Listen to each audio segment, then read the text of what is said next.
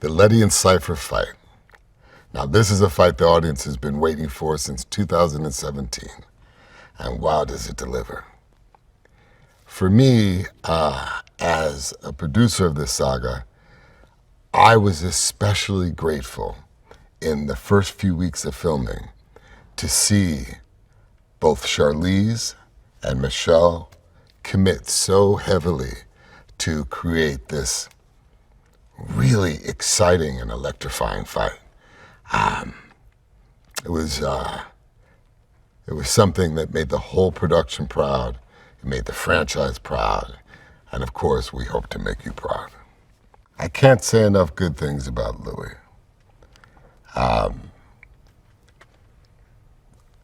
He's the 6th director to be a part of this mythology. But what he brought was so special. He has a tireless work ethic. Kindness is his superpower. I think above all, what I gravitated towards was how much he truly loved the franchise.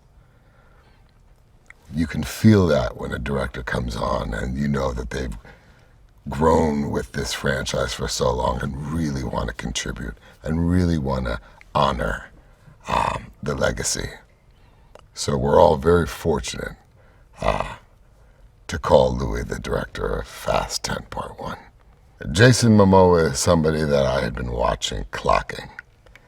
The character needed somebody that, at face value, one could regard his formidable stature as a worthy adversary, but also be willing to approach a character with a completely unique take that is so dynamic and grounded with a palpable pain. We've done a lot of daring things in this franchise, and if there was ever a moment to be this daring, we hope that we've earned it after 23 years. In order to end the movie with a cliffhanger of that magnitude, you have to know that your audience believes in you. You have to know that you've earned a trust with that audience. To truly tell a finale, we know we needed more than just the length of one movie. We knew that it would call for our film to be broken into multiple pieces. People all the time ask me about the iconic cars in this mythology. When I think of the Dodge Charger, I think of that moment from the first film in the Toretto garage where Dom and Brian are talking heart to heart. And Dom is talking about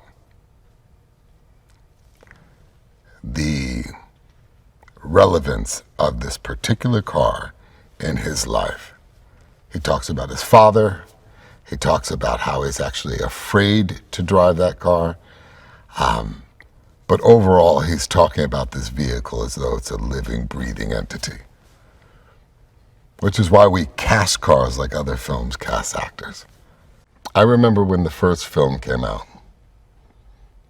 It was back when I used to read the reviews. And I remember looking at all these reviews about how wonderful this movie was. And I think it was the New York Times, but there was one article that said, as great as the movie is, the biggest crime is that there is not enough Dom and Letty. There is not enough of that relationship. Well, little did I know that a quarter century later, we would still be playing these characters that represent the longest love story in cinema. Something I'm very, very proud of. I was just with Michelle for the holidays, and someone was saying to her, you know, you should be in the Guinness Book of World Records for having had the longest love story in Hollywood, which I thought was very funny.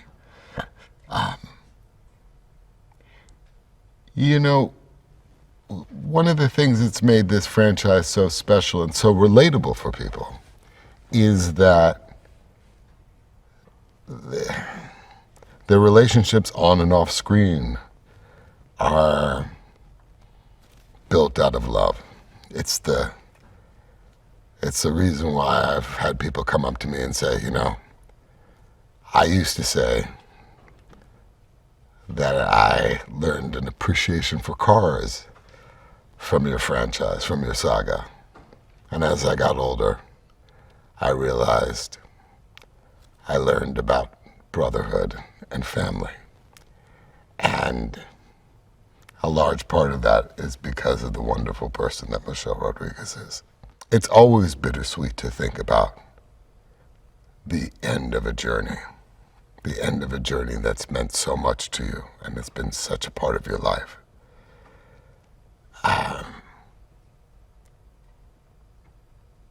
And it's so important for us as filmmakers to honor all of you who have adopted this as your saga, as the world saga.